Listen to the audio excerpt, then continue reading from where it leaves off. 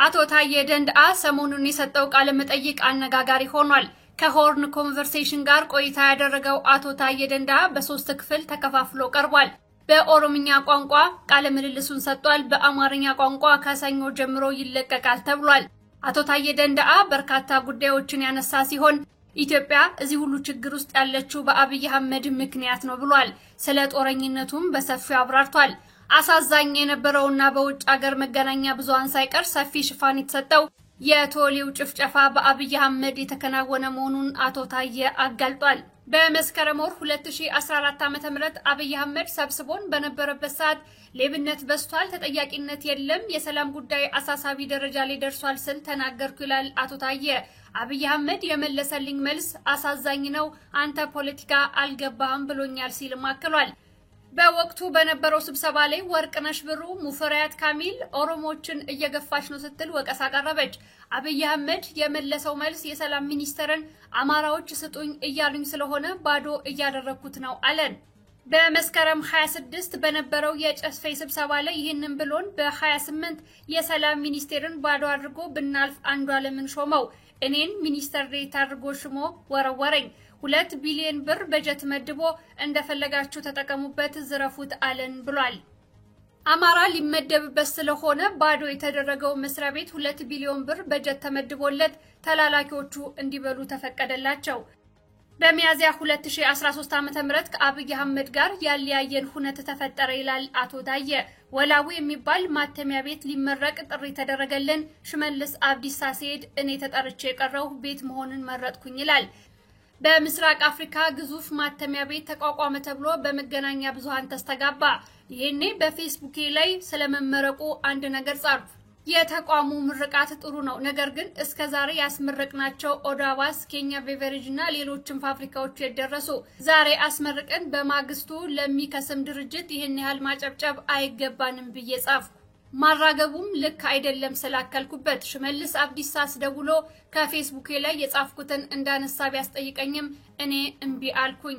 ይህ ቁርሾ አስጀምረው። ሌላ በ2013 ዓ.ም አብይ አህመድ ልጆቻችሁን የምታስተምሩበት የምታሳድጉበት ዝረፉ ሲል ፈቀደልን። ይህንን የነገረን 2500 የኦሮሞ ብልጽግና ባለስልጣናት በተሰበሰቡበት ነው። ዝረፉ ሲል ፈቀደልን። ስፋቱና መጠኑን ተቆጣጠሩት፣ ሌሎች እንዳይነቁ አድርጉ፣ ነገር ግን እንደፈለጋችሁ ዝረፉ ሲል ፍቃድ ሰጠን። እኔ ደግሞ ለዚህ አይደለም የታገልኩት። እኔም በወቅቱ ምላሽ መለስኩ። እኔ የታገልኩት ለዘረፋ አይደለም አልኩኝ። ይህ የበለጠ አቃቃረን። በግንቦት ወር በነበረው በብልጽግና ጉባኤ ሰፋ ያለ ደቂቃ ወስጄ ተናገርኩኝ። ኢትዮጵያ አሁን ያለችበት ሁኔታ አሳሳቢ ነው።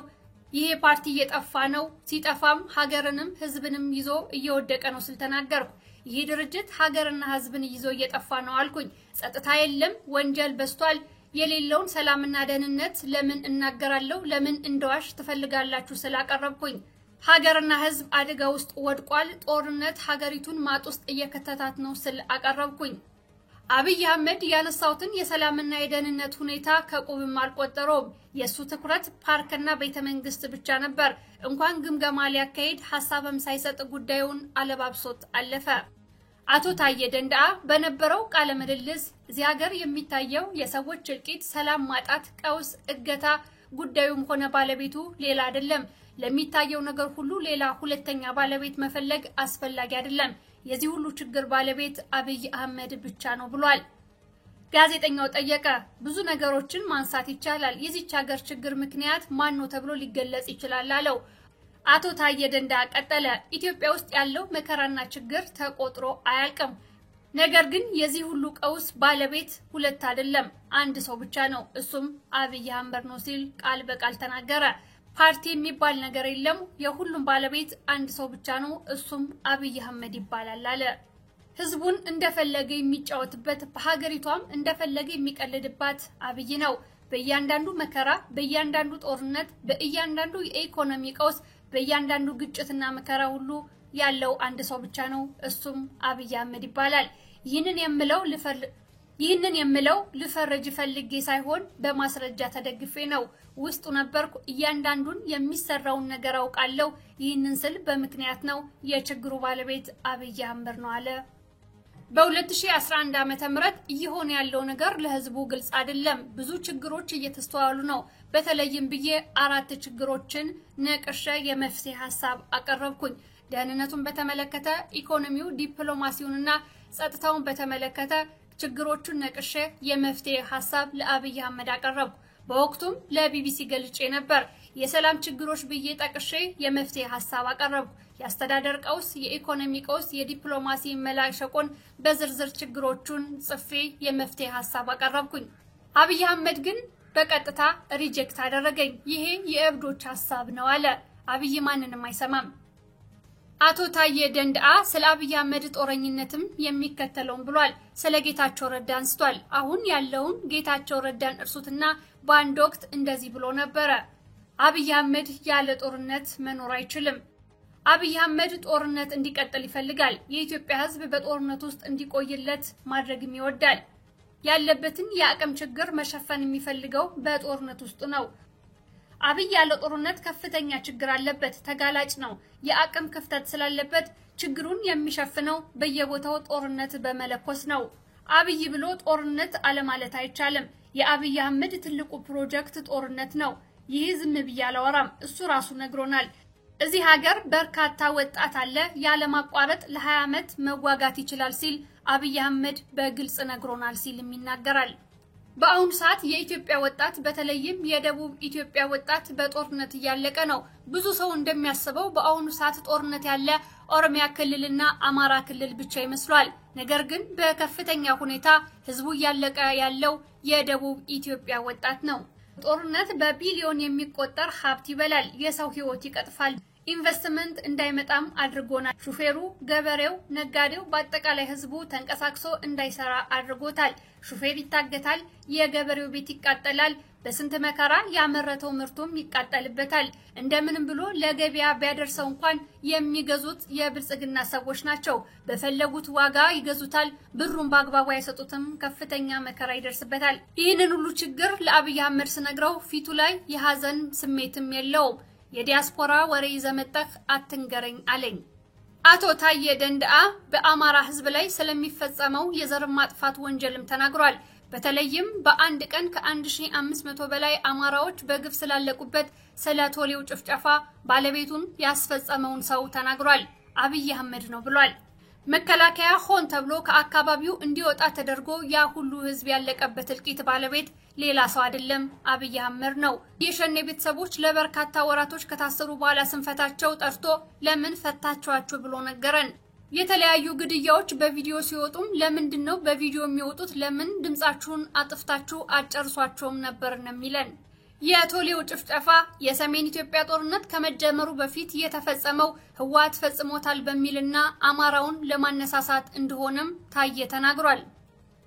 ስለ ሰሜን ኢትዮጵያ ጦርነት ራሱ የነገረን አነጋጋሪ ነው ይላል አቶ ታዬ ደንደአ። ብዙዎች ጦርነቱን የጀመሩት ህወሓቶች ይመስሏቸዋል። ነገር ግን ጦርነቱን ያነሳሳውትና የጀመርኩት እኔ ራሴ ነኝ ሲል በራሱ አንደበት ነግሮናል ይላል ታዬ። በወቅቱ የትግራይ ኃይሎች እኛ ጦርነቱን የጀመርነው ራሳችንን ለመከላከል ነው ሲሉ እንሰማቸው ነበር። አብይ አህመድ እስኪሌን ድረስ አላመንኩም ነበር። ነገር ግን አብይ አህመድ ሬንጀር ለብሰው 2500 የብልጽግና ባለስልጣናት ባሉበት ጦርነቱን የጀመርኩት እኔ ነኝ፣ መከላከያ ውስጥ ያሉ የትግራይ ተወላጆችን ለማጽዳት እንዲያስችለኝ ብዬ እንደዚሁም የሚፎክረውን አማራ ጉዱሊ በማለት ጦርነቱን ያነሳሳውት እኔ ነኝ ሲል በኩራት ነገረን ይላል። አብይ አህመድ ሰሜን ህዝብ በተኛበት ተመታ ነው ያለን። እንዴት ወታደር ይተኛል? ቢያንስ ራሱን መጠበቅ ይችል ነበር።